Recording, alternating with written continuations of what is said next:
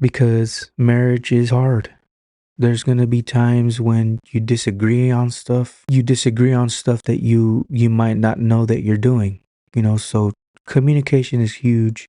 Communication is a huge thing. And my next point is on finances regarding communication. Not so much like financial advice, but like when we started talking about our finances, doing a budget together, like that was a huge community and communal and communication adjustment for us, because we had to become transparent with what we're spending, how we're spending, how we want to spend in the future, how we want to go about having financial decisions regarding our kids, how to teach them about money.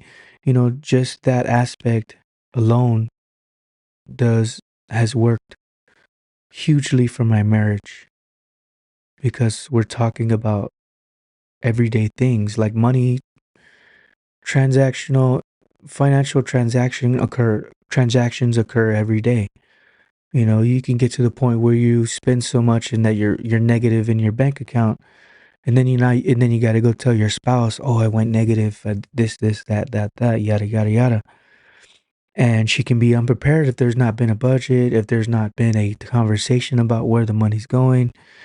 You can see once you start a a budget, you start talking, then you start to see like, "Oh wow, we're actually talking about stuff." You know what I mean? And it kind of reminds you of back when you first started dating and talking to each other. That's all y'all did. Y'all talked to each other, right? You would talk on the phone. Like I'm in the era of you have a phone with a wire on it and you talk on the phone, or you have like a cordless phone in the house and you have that to your ear and you're talking to your girlfriend or whatever. But just think back to those days that all y'all did was communicate. You told them about this, you told them about that, and if you built a foundation at the onset of lies and stuff, then eventually it would carry on into your marriage, and then a lot of that will be exposed. So communication at the onset of your marriage is huge. You got to be transparent. You got to be honest with your spouse.